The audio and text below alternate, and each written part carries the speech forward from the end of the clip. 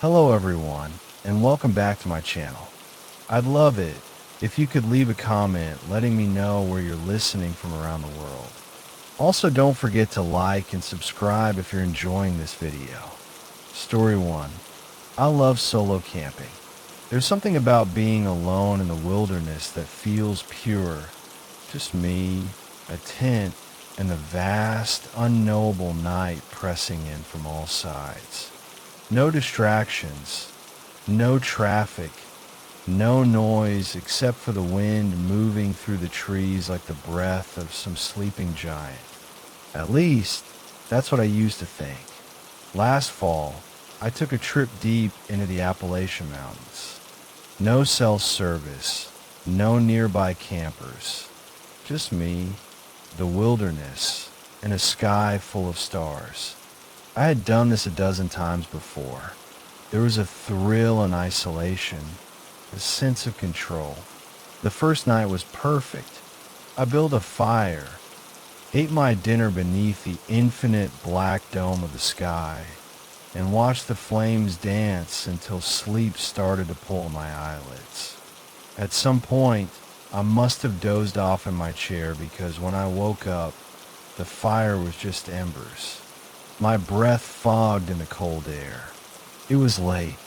The woods around me were deathly still, like the earth itself was holding its breath. And then I felt it, a change in the air, a presence, that primal, gut-deep instinct that says, "You're not alone." I stayed completely still, barely breathing, listening. The wind had stopped. The trees didn't move. No rustling, no chirping of crickets, nothing. Just a heavy silence, thick enough to smother me. Then I heard it, a single, deliberate footstep. Not a deer, not the crackle of settling wood. A person. The step was slow, careful, just beyond the reach of the firelight. My skin went cold. I turned my head slightly, scanning the trees, but all I saw was darkness. I reached for my flashlight and flicked it on, sweeping the beam around my camp. Trees, brush, rocks, nothing, but the feeling didn't go away. I forced myself to move, to act natural. I kicked dirt over the fire, crawled into my tent, zipped it shut. The thin fabric was a poor excuse for a barrier, but I told myself it was fine. It was probably just my imagination, probably just my own paranoia, feeding off the dark. I lay in my sleeping bag, eyes open, listening. Then came the second step, and another. Something was circling my tent. The steps were slow, deliberate. Whoever it was, they weren't lost. They weren't stumbling around. They knew I was here. I stayed completely still, gripping my pocket knife so tightly my knuckles ached.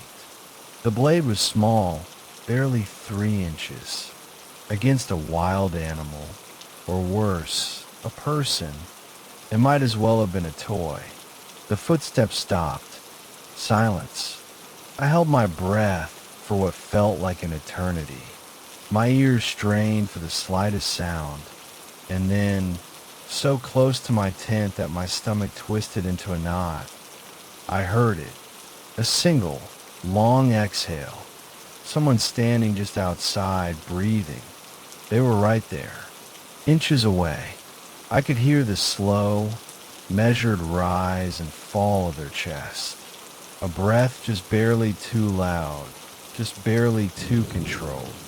Like they were letting me know they were there. I wanted to scream, but my throat was locked up tight. My muscles were frozen. Every instinct screaming, "Don't move, don't breathe, don't let them know you're awake." And then nothing. Minutes passed, maybe hours. I don't know. I must have passed out at some point, because when I opened my eyes, pale light was seeping through the fabric of the tent. Morning. I sat up, my entire body stiff and aching. For a few blissful seconds, I convinced myself that it had all been a nightmare, a bad dream fueled by too much isolation and my own paranoia. And then I unzipped the tent. I stepped outside and froze. The dirt around my tent was covered in footprints. Not boot prints, bare feet. They had circled my tent over and over again in the night, pacing, stopping, standing just outside. But here's what still chills me to this day. There were no footprints leading away. Whoever had been watching me was still out there. Story 2. Camping in the deep woods has always been our thing. Me, Jake, and Tom, we weren't the kind of guys who picked cozy, family-friendly campsites. No, we wanted isolation. The thrill of being alone in the middle of nowhere. No people, no rules, just the wild. But after what happened in the Black Hills, we never did it again. It was late October when we set out, the air already carrying that first bite of winter. We had a map, a few supplies, and a spot picked out miles from the nearest road. The hiking took most of the day, and by the time we pitched our tents, the sun had dipped below the tree-line, painting the sky in deep reds and purples. The place was eerie even before night fell. The trees were thick, pressing in close like they had secrets they didn't want to share. And it was quiet, too quiet. No wind, no rustling animals. Just a thick, unnatural stillness that made me uneasy, though I didn't say anything. We weren't there to be scared. We built a fire, cooked some food, and sat around telling stories like we always did. The flames crackled, shadows dancing on the trees, stretching and twisting like they were alive. Then, just as Tom was in the middle of a dumb ghost story, we heard it. Whispers. Soft. Distant. Barely there. We all went still. The fire popped loudly, but beyond that, there was nothing except the whispering. A murmur, like a conversation just out of earshot. The hell was that? Jake muttered. Probably the wind, Tom said, but his voice wasn't confident. I wanted to believe that, but the sound didn't move like the wind. It didn't come and go with the trees swaying. It was steady, and then it got closer. The words were still muffled, but they were everywhere. Behind us, to the left, the right. The darkness beyond the fire suddenly felt vast, endless. Jake stood up and grabbed the flashlight. He aimed it at the trees, sweeping the beam over the trunks, the underbrush. The shadows jumped and shrank, but nothing was there. Then, something moved, just beyond the reach of the light, about 20 feet away. Something darted between the trees. Did you see that? I whispered. Tom just nodded. Jake swung the flashlight back, but the space was empty now. A trick of the firelight. Maybe, but the whispers didn't stop. If anything, they grew louder. Not a single voice, but many. Male and female, old and young, speaking in some broken, lost language. A sound that prickled against my skull, making my stomach twist. We should leave, I said, barely recognizing my own voice. Jake didn't argue. Tom was already moving. We kicked dirt over the fire, and the darkness swallowed us whole. That was a mistake. The moment the light died, the whispers surged. They were right next to us. I felt something brush my arm, soft like fingers, but ice cold. I spun, heart hammering. No one there. Tom yelped. Something touched me. Jake fumbled with the flashlight, hands shaking. The beam finally cut through the dark, just as we saw it. A shadow, not a person, Not an animal. A shape, darker than the night, crouched low between two trees. It moved. Fast. It shot behind us, and the whispers came with it. Louder. Surrounding us. Run. I choked out. We bolted. I don't remember the run back to the tents.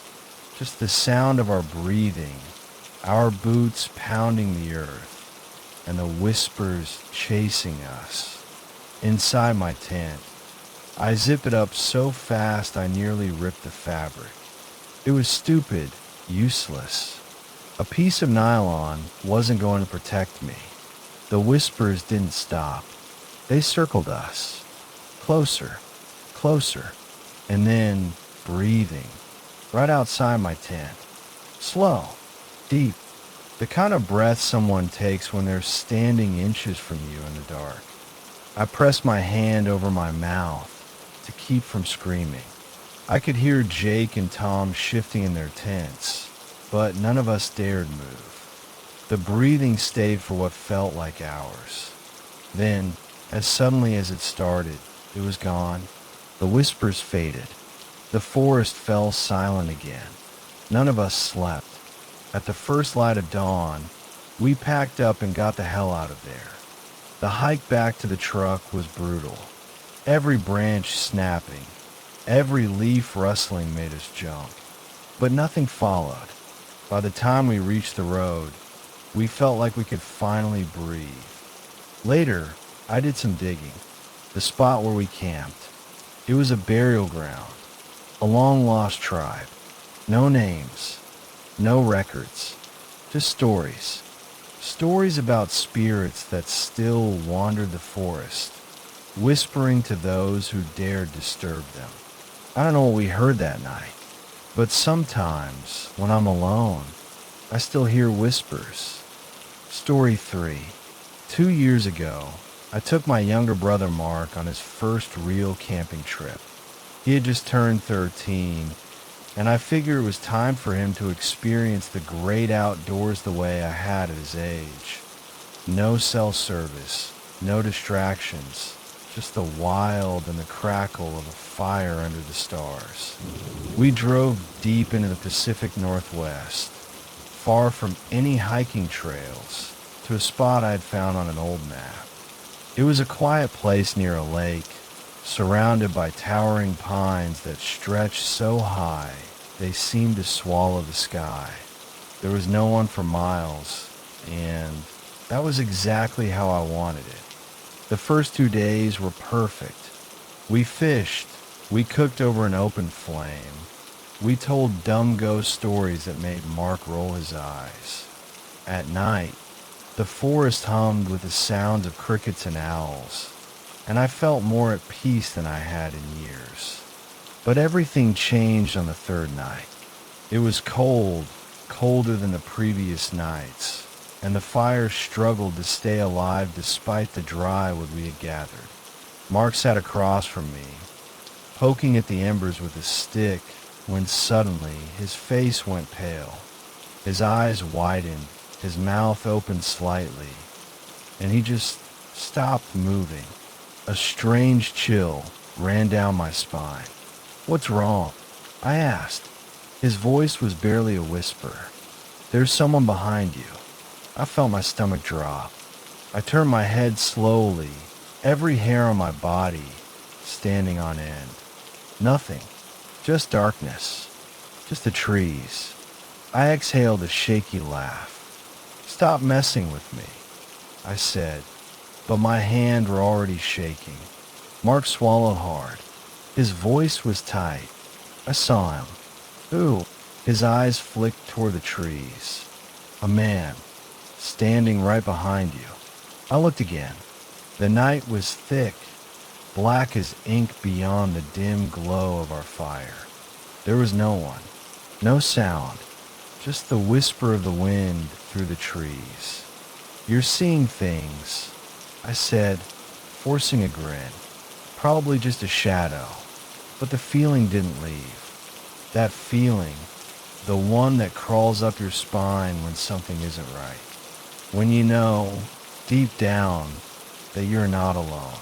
Mark refused to talk about it anymore. He just sat closer to the fire, knees pulled to his chest. And for the first time on that trip, I felt uneasy. We turned in early, but sleep didn't come easy. Every rustle of leaves, every crack of a branch sent my heart racing. I kept a flashlight in my hand, ready to flick it on at the first sign of movement.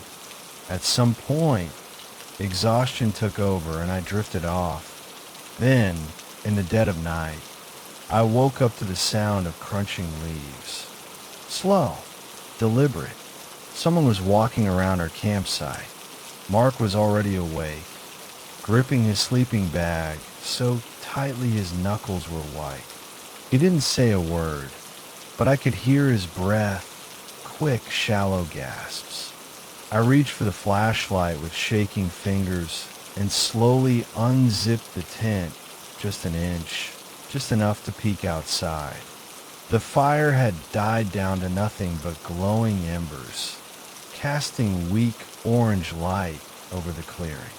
And there, standing at the edge of the firelight, was a man. He wasn't moving, just standing completely still, facing the fire. My first thought was that it was another camper, but no, something was wrong. He was too pale. His skin had a sickly, bluish tint, like something that had been left under ice. His clothes were old, too old. A frayed coat, torn boots, the kind of thing you'd expect to see in an old, yellowed photograph. I could see the side of his face, just barely, and it didn't look right. His features were too smooth, too still, like a mannequin. Then, without warning, he turned his head, but not like a person. Too slow, too unnatural. His neck twisted, inch by inch, like a rusted gear being forced into motion. And when his face finally turned toward me, I felt something inside me snap. His eyes were gone, just dark, empty sockets staring right at me. I yanked the zipper up, heart hammering. Mark was crying silently now, his face buried in his arms. We stayed like that for the rest of the night, too scared to breathe, listening to the sound of footsteps circling our tent. At some point, they stopped. I don't know when. When the first light of dawn broke through the trees, we finally found the courage to step outside. He was gone, but where he had stood, the ground was blackened, burned like the fire had swallowed him whole. We packed up in record time. Didn't eat, didn't speak, just got the hell out of there. I don't know what we saw that night. Maybe it was some kind of lost soul, a piece of the past still lingering in the woods. Maybe it was something worse. All I know is this: some things in the woods should be left alone.